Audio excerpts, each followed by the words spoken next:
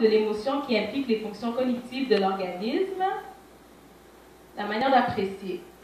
L'émotion, c'est du latin motio, action de mouvoir, donc mouvement, est une expérience psychophysiologique complexe de l'état d'esprit d'un individu lorsqu'il réagit aux influences biochimiques internes et environnementales externes. OK? En gros, là, ça veut juste dire que c'est des réactions chimiques qui se passent dans votre corps. Rien de stable, ça change tout le temps et tout par rapport à ce qui se passe autour de vous, donc à l'extérieur. OK? Est-ce qu'on doit bâtir un mariage par rapport à nos émotions et nos sentiments? Of course not. Mais pourquoi on pense que quand on a des sentiments pour quelqu'un, ça veut dire qu'on l'aime? Pourquoi on est confus à ce niveau-là? Dans le fond, c'est important de savoir qu'il y a plusieurs types d'amour.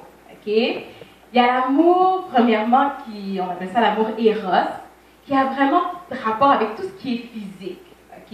Ça, c'est quand tu as un check sur une personne. Un peu comme Shadrach et Jochebed, dès qu'ils se sont vus la première fois, comme « Oh my God, il est tellement beau. Oh my God, elle est tellement belle. » Ça, c'est le premier stade, comme une petite attirance physique. C'est pas mauvais. C'est sûr que plus tard, quand vous allez chercher à vous marier, il faut que la personne vous attire un petit peu physiquement quand même. Okay? Mais, c'est pas comme l'essentiel de la base. Deuxième catégorie, dans l'amour, il y a l'amour philéo. Ça, c'est vraiment tout ce qui touche l'âme. Donc, tout ce qui est l'amitié. Ouais, je vous ai dit, Shadrach puis Jochebed, ils aimaient être ensemble, tout le temps se parler, passer du temps ensemble. C'est cute, c'est bien. Oui, ça fait partie de l'aspect de l'amour, mais c'est pas vraiment ce qui va vous aider à pouvoir tenir plus tard dans votre mariage. Donc, c'est pas l'essentiel. OK? Pourquoi? Parce que c'est vraiment lié à vos émotions et à vos sentiments, puis ça change. C'est pas stable. Oui, demain, tu peux avoir un check sur une telle personne. Demain, ça va être quelqu'un d'autre très facilement. Parce que ça dépend de comment vous vous sentez à l'intérieur de vous.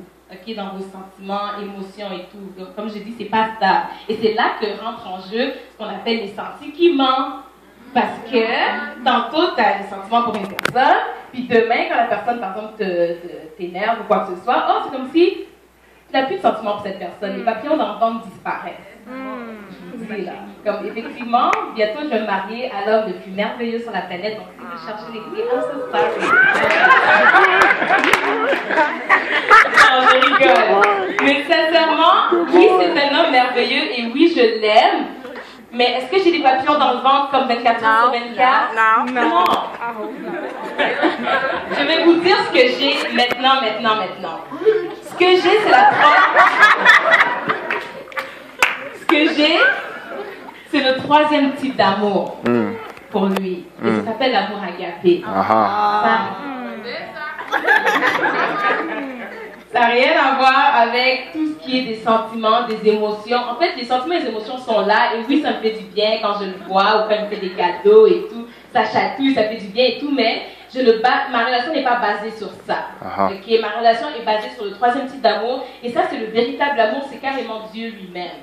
Okay? Je dis carrément que c'est la présence de Dieu. Et cet amour est manifesté dans plusieurs aspects. Si on regarde, comme dans 1 Corinthiens 13, ça dit que l'amour est patient, l'amour est plein de bonté, l'amour ça demande de l'humilité, l'honnêteté.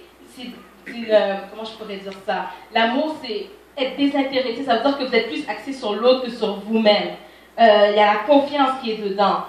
L'amour se réjouit de ce qui est juste et vrai. Ça excuse tout, croit tout, espère tout, supporte tout. Et on s'entend, même quand je dis supporte tout, pardonne tout, si vous mettez vos émotions et sentiments dedans, vous passez déjà à côté parce que des fois, ça ne tente pas d'excuser tout, de supporter tout et de pardonner tout. Donc, c'est vraiment une décision. Et c'est sur ça que je veux que vous reteniez en ce moment par rapport à l'amour. C'est que l'amour, je pense que Stéphane l'a dit, c'est une décision qu'on prend.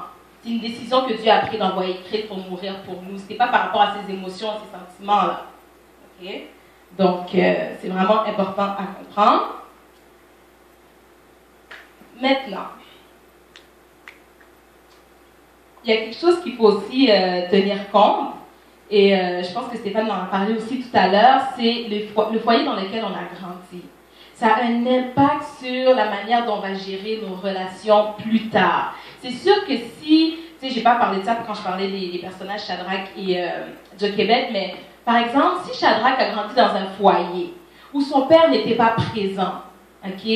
À quelque part, cet amour paternel, il va en manquer, puis il va chercher à le combler avec autre chose. Ou bien sa mère, s'il n'avait pas l'amour et l'affection de sa mère, parce qu'à quelque part, les parents, ils sont censés être là pour nous démontrer l'amour de Dieu. Mais il y a des parents, malheureusement, pour une raison et pour une autre, qui ne nous démontrent pas cet amour, donc on grandit avec des lacunes au niveau émotionnel. Et qu'est-ce qu'on fait? Souvent, on va essayer de combler ça avec le sexe opposé. C'est automatique, on n'a même pas d'effort à faire.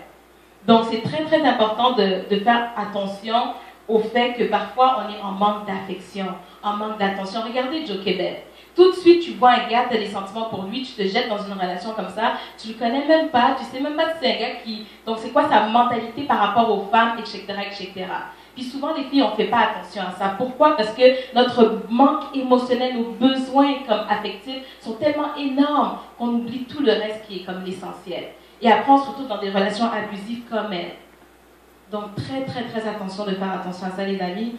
Et malheureusement, des fois, on peut être sous de mauvaises influences, comme Shadrach qui avait ses amis, qui le poussaient à faire des mauvaises choses.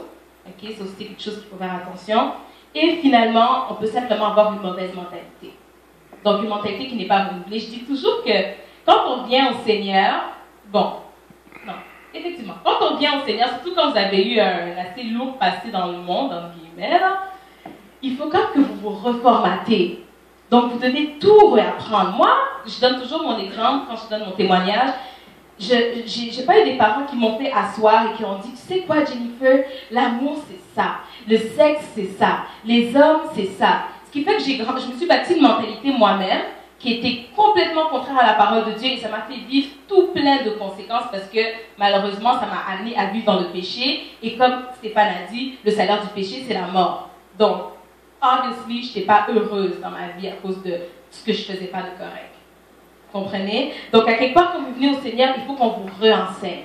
Okay? Vous devez recommencer. En fait, vous devez poser des questions et c'est ce que vous faites en étant ici. C'est qu'on est là pour vous enseigner et vous montrer les bonnes bases par rapport à ce qui est l'amour, ce qui sont les hommes, le sexe, etc., etc. Donc, vous avez bien fait d'être là.